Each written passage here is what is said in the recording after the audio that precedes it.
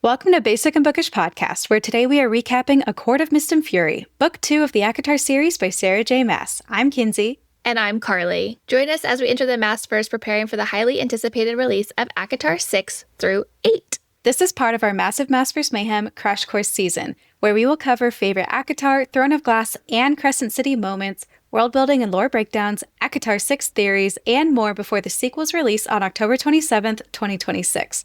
And once ACOTAR 6 is here, we'll be right by your side to recover from the inevitable cliff-hangover before ACOTAR 7's release on January 17th, 2027. And yes, we will be updating our theories between releases.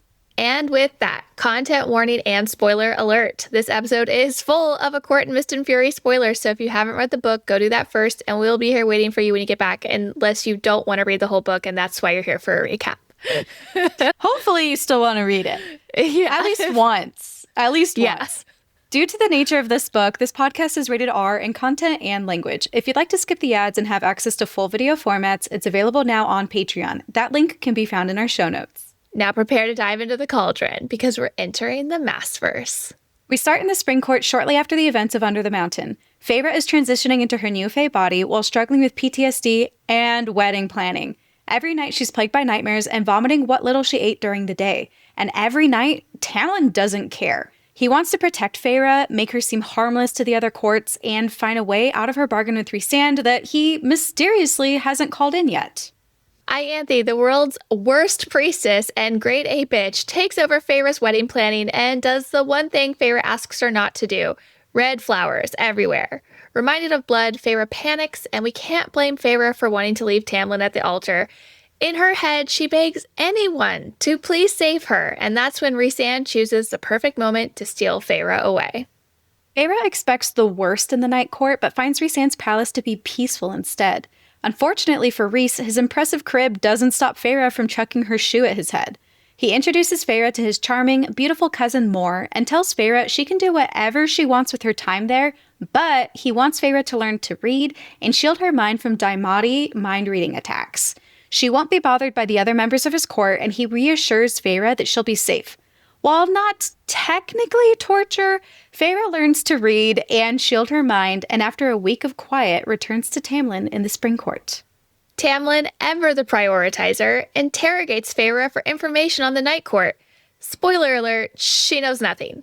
The wedding doesn't resume, and soon it's time for the tithe in the Spring Court. Feyre's job is to stand there and look pretty, because that's all she's good for. She'll never be Tamlin's equal and be called High Lady, just Lady, because High Ladies don't exist. She's meant to be his prize from under the mountain. At one point, a starving water wraith can't pay the tithe, and Tamlin is merciless, saying she must pay within days or face punishment, not caring that the wraith has no food or money to offer him. Taking pity on the wraith when no one else does, Feyre offers them her jewels, and the wraith swears a debt to her. Hold on to that tidbit for later. In what is quickly becoming a running theme with Tamlin, he loses his temper with Feyre, and she uses a shield of magic to protect herself. Magic that doesn't belong to her, but from one of the High Lords.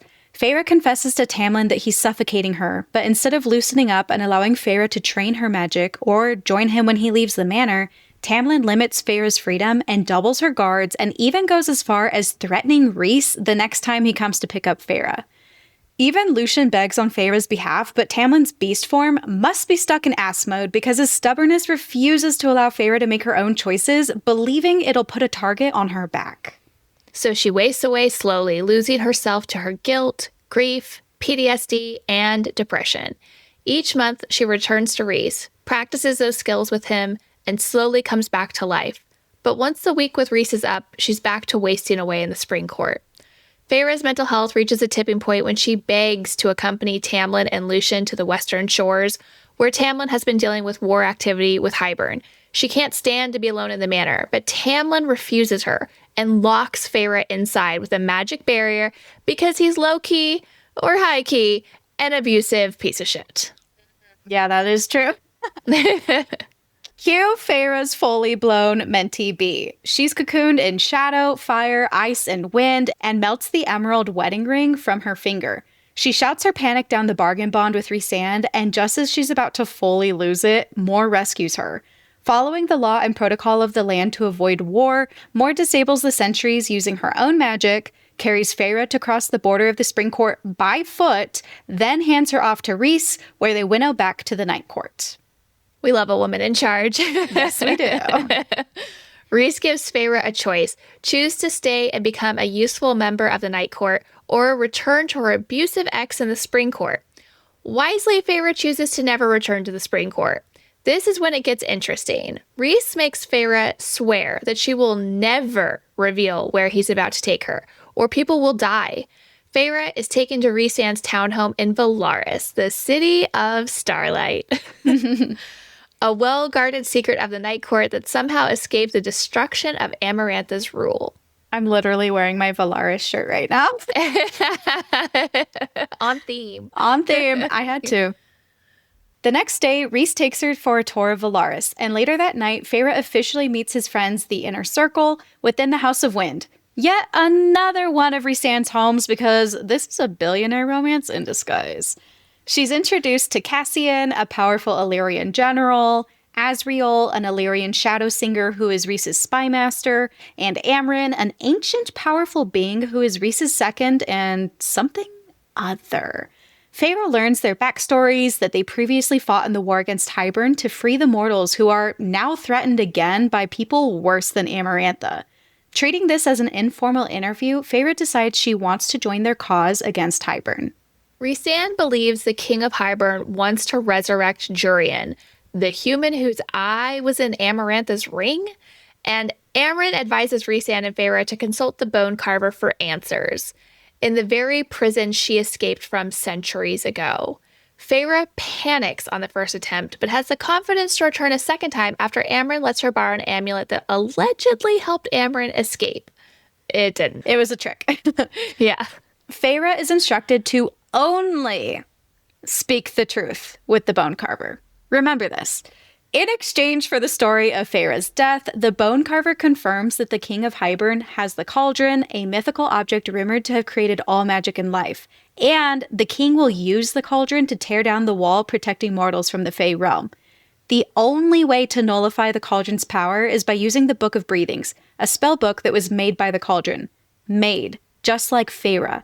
Since like calls to like, and trust us, you will be tired of hearing that, the bone carver and Rhysand believe Feyre can control the Book of Breathings. Unfortunately for them, it's currently in two pieces. One half resides somewhere in the Summer Court, and the other was gifted to 7 mortal queens centuries ago, with a spell that prevents the book from being stolen.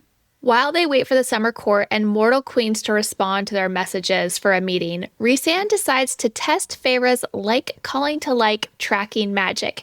He takes her to the Weaver's cottage, where Feyre must sense a pull from an unknown object that once belonged to Rhys, steal it, and escape with her life. Feyre quickly finds a ring, but gets caught by the Weaver and has to climb out of a chimney to escape with her life.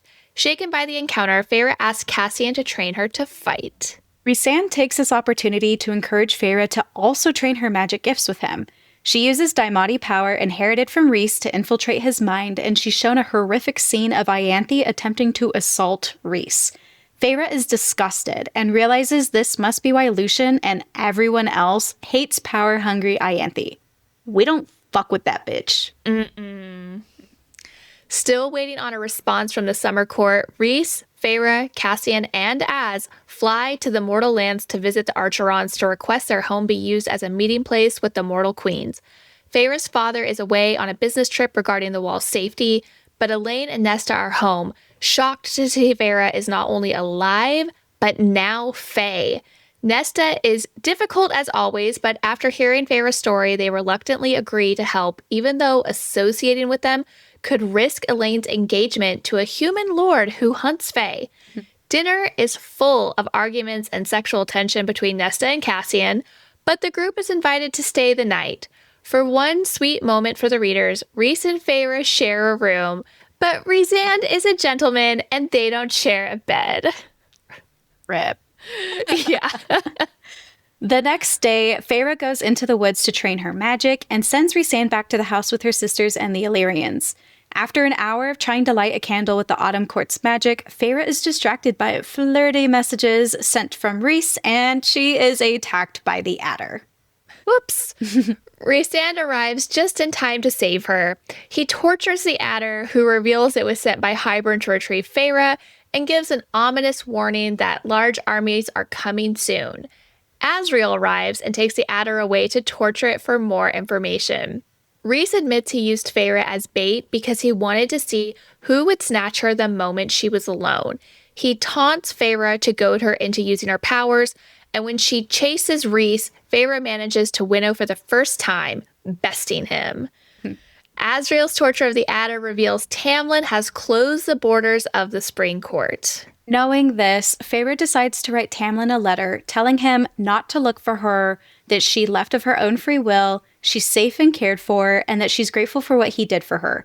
That'll definitely get Tamlin to reopen his borders and stop searching for Feyre.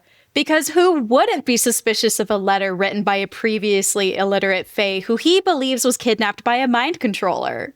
That'll work.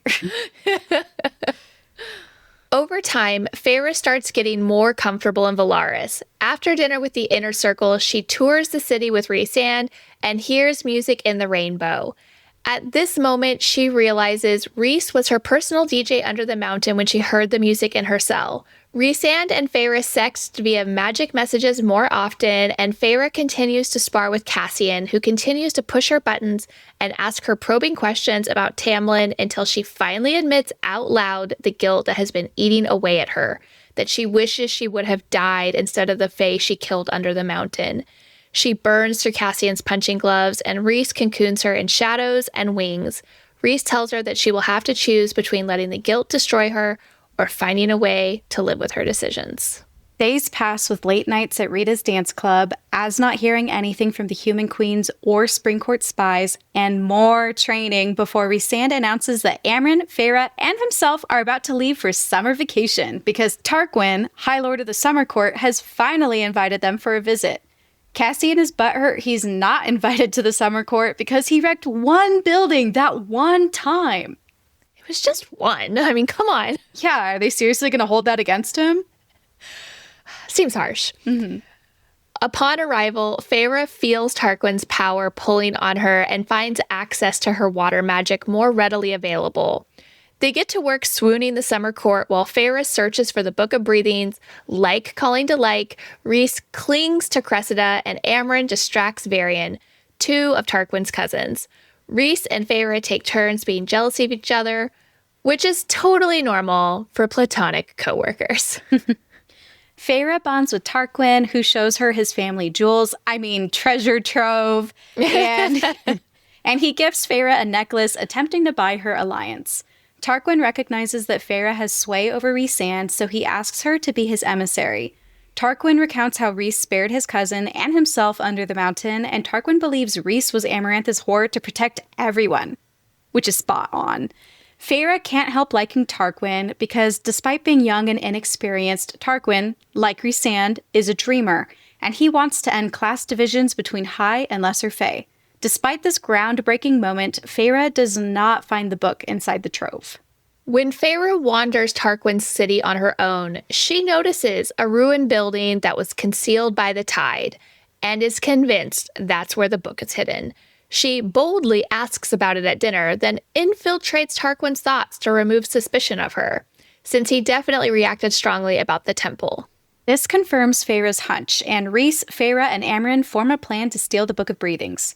Rhys stands guard as Feyre and Amren enter the temple at night, and Feyre tricks the Locks into believing she's Tarquin.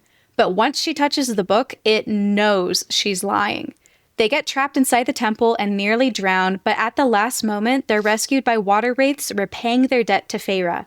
Without a goodbye to the Summer Court, Rhys winnows them back to Velaris, where Amren will begin translating the ancient language of the Book of Breathings.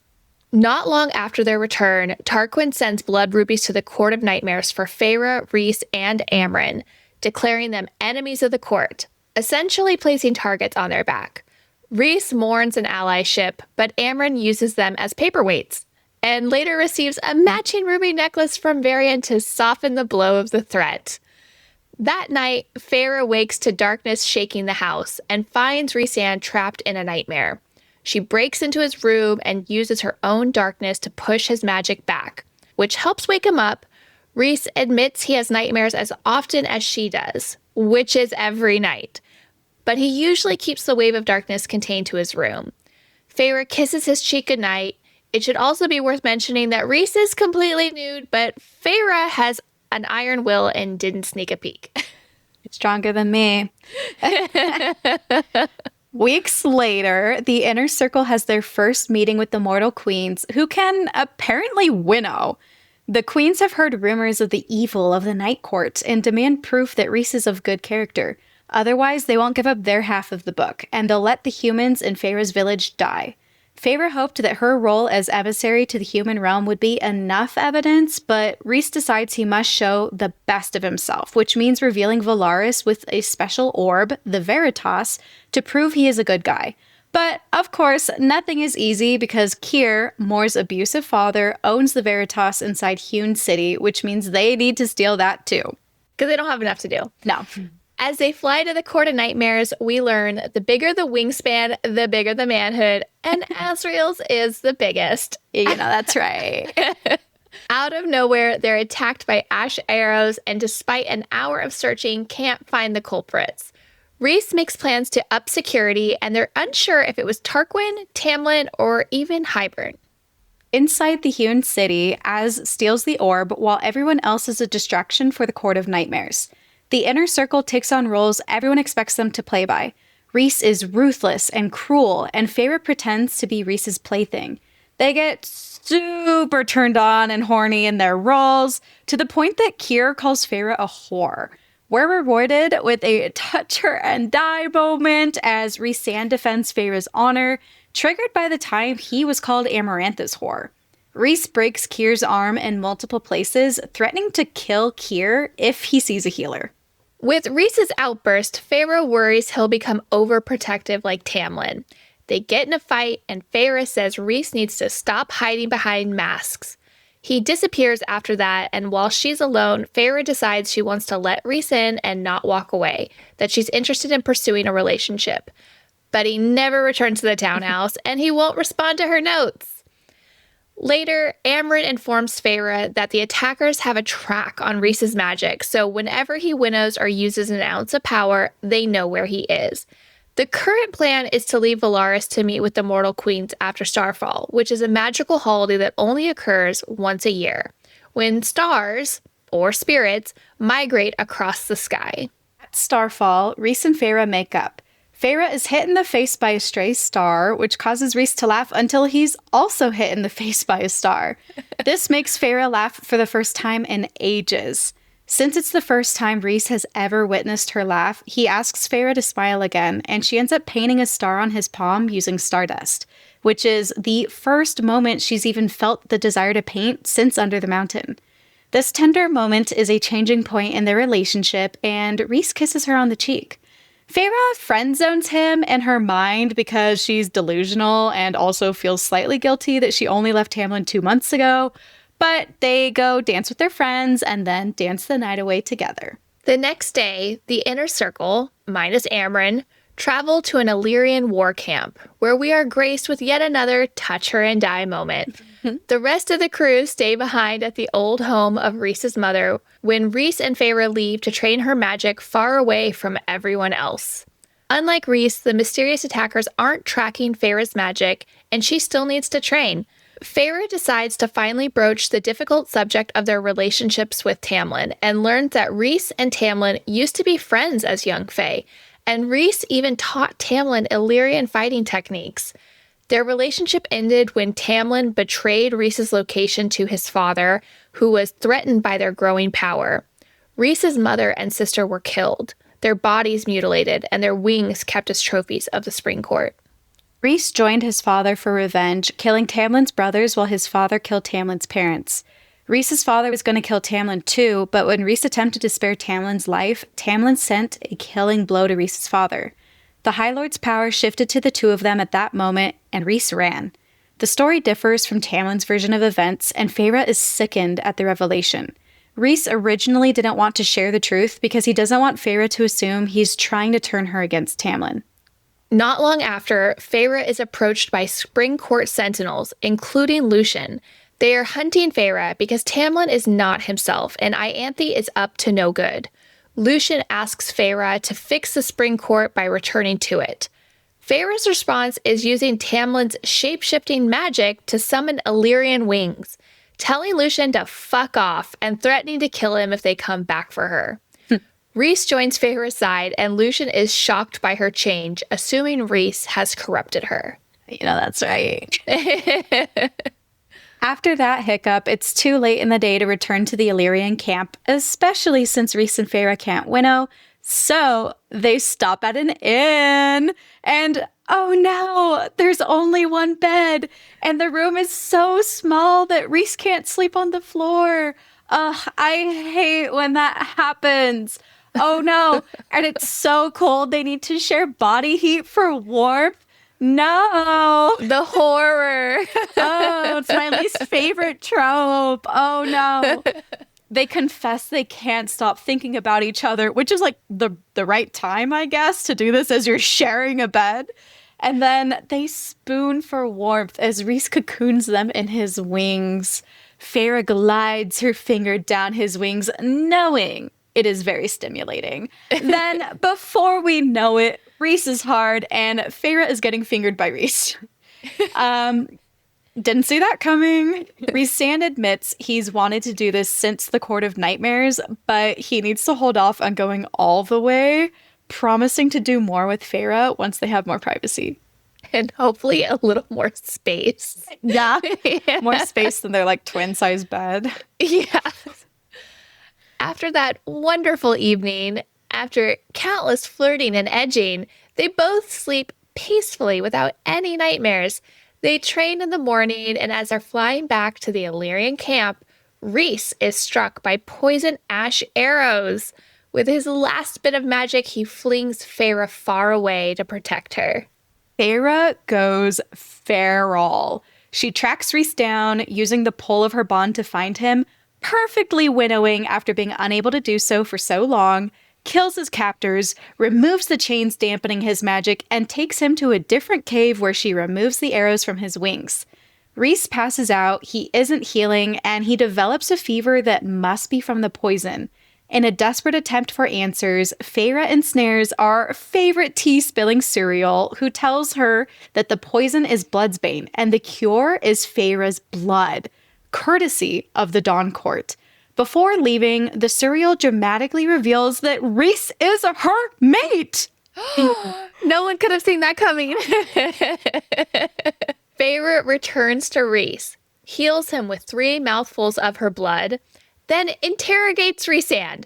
She's pissed he hid this info from her, and Rhysand admits he suspected they were mates for a while, knowing for certain when Amarantha tried killing Feyre. Okay, that is low-key longer than a while. That's almost the whole time. I mean, he suspected since he first met her. Yeah. But then it was confirmed months ago. Yeah. They winnow back to the Illyrian camp, where Feyre dumps Rhys's body in the mud, demands that Mor take her somewhere quiet to be alone, and Mor obliges by winnowing them to a family cabin in the mountains. In solitude, Feyre makes herself at home and paints the entire cabin. Which is crazy. Yeah. Mor checks on Feyre to bring her food, and over time, Feyre imagines a future with Rhysand, warming up to the idea of accepting Rhys as her mate. Feyre decides she'll hear him out, and 5 days later, he appears at the cabin door. Chapter 54. Feyre asks if he's hungry after his journey. This perks Rhysand up, because in Fae culture, a female offering a male food means they accept the mating bond. Before deciding if she wants to accept, Feyre asks him to share the story of everything. And so he does. Rhysand talks about the first war with Amarantha and how he was tortured by her. Hundreds of years later, he tried getting revenge on Amarantha, but it was a trap, and she punished Rhysand for his father killing her friend, Tamlin's father. Rhys did everything to protect his friends by wiping their existence from the minds of the Court of Nightmares and acting as Amarantha's whore. He had dreams of Feyre while trapped under the mountain, glimpses of her mortal life, sending her images of the night sky in return. With Feyre's dreams becoming more vivid once she crossed into Prythian, he recognized the preparation for Calanmai in one of her dreams, which is why he went there to meet Feyre. Just once, not realizing she was with Tamlin. He protected her from those Fae at Calanmai, then later had them tortured. Ladies, if he wanted to, he would, okay? Absolutely. That's like my standard. Yeah. He was shocked to find Feyre was the girl Tamlin was using to break the curse. When he interrupted their dinner in the spring court, he tried frightening Feyre just enough to make her leave Prythian to save herself. But in a moment of weakness, he wanted to learn Feyre's name, not knowing the fake name Feyre gave him belonged to a real person. In his guilt, Rhysand made sure Claire Better felt no pain during her torture, and he gave her a merciful death. Rhys was hurt and jealous when she was with Tamlin that Tamlin did nothing to save or protect Feyre under the mountain, so he made all of those efforts to not only upset Amarantha, but also save Feyre's spirit. When Feyre was killed, he clung onto their mating bond, infiltrating all the High Lords' minds, ready to make them bring Feyre back with the drop of their power. But they willingly agreed. Once she turned, he felt their bond snap into place, which is why he gave her that final look under the mountain before winnowing away and confessing the truth to Mor. At the end of his story, Rhysand tells Feyre he loves her. My God, so cute. Feyre offers him a canned meal, and it must be good soup. Because what happens next is a total sex fest. Sex in paint, on the table, on the bed, in the bath, against the wall. Chapter 55 is them getting at it non-stop. And yes, Rhys's roar brings down a mountain, and Feyre is splayed out as his personal feast, fulfilling the promises he made at the end. I know that's right. Good to finally get after edging all book. Yeah. The honeymoon phase is cut short to prepare for their final meeting with the mortal queens. They make a pit stop at the Illyrian camp to pick up Cassian and Mor, where Cassian fights Rhys in the mud to tame Rhys's primal, newly mated instinct before they return to Velaris to get the orb, then meet with the mortal queens, who are awful. It's only the Crone and Golden Queen this time, and they question Mor's credibility and power of truth. Low-key same. Even after Rhys risks everything by showing them Velaris through the Veritas orb, the queens are super rude and condescending. They read the letter Rhys had sent them where he explains his desire for a better world because he loves a female who was once human. Nesta does what she does best and argues with the queens, shaming them for refusing to send reinforcements or help with evacuations, abandoning her people to die at Hybern's hand. Nesta demands the queens give up the book, but they won't relent. The Golden Queen drops her handkerchief beneath her skirts, then they winnow away. It isn't until after the queens are gone that they realize the Golden Queen dropped the Book of Breathings within a lead box, accompanied by a note that she believes them. Rhys gives Feyre's sisters the choice to stay at their home with a Fae guard or come with them to Velaris. Elaine and Nesta choose to stay. Days pass. Amren is translating the book now that she has both halves. Rhys is at the Court of Nightmares where his armies are preparing for war, hears soldiers and Illyrians alike. No word comes from Feyre's sisters or Asriel's soldiers who are watching them. And Feyre is walking through Velaris with Cassian when there's a sudden attack against their once protected city. Adders carry Fae from Hybern to slaughter their people. Cassian puts up a shield with his siphons, but attackers break through. The Golden Queen, who gave them the Book of Breathings, is impaled on a post, obviously tortured before her death, which makes them realize the mortal queens betrayed them, and Hybern used the cauldron to bring down Velaris' wards. Cassian defends the people around him, and Feyre runs to defend the Artists of the Rainbow, sending a message to Rhys through their bond. Amren fucks shit up with her mysterious, otherworldly magic, and that's when Feyre does the same, bending the Sidra River to her will, shaping wolves and birds of prey to attack Hybern. Feyre drowns soldiers and freezes their wings so they plummet to their deaths.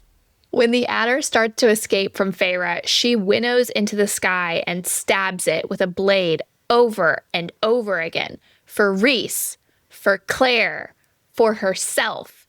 then lets the adder plummet to its death as she winnows away. Rhys joins the fight, and the battle is quickly over, but the city is in shambles.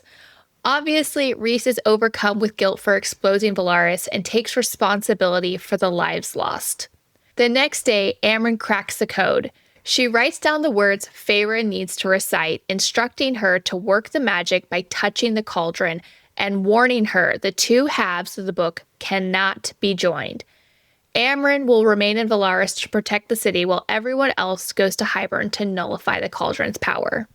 They winnow and fly to Hybern, where Rhys will stay back so the king can't sense his magic, while Mor, Az, and Cassian swear to defend Feyre with their lives in Hybern. Feyre feels the pull of the cauldron because like calls to like, and naturally she does not listen to Amren's advice, deciding to combine the books. Feyre is entranced by the cauldron's power, unable to start the spell. Azriel pulls her back as her nose starts to bleed, and then Jurian appears, alive again, no longer an eyeball stuck within Amarantha's ring. Rhys winnows in. They try to leave, but realize Jurian was a distraction as the king nullified their magic with a spell. The king of Hybern mocks them for falling for his trap so easily. Azriel is shot through the chest by a poisoned ash arrow. The king threatens to control the poison to kill Azriel if they don't follow him to the throne room.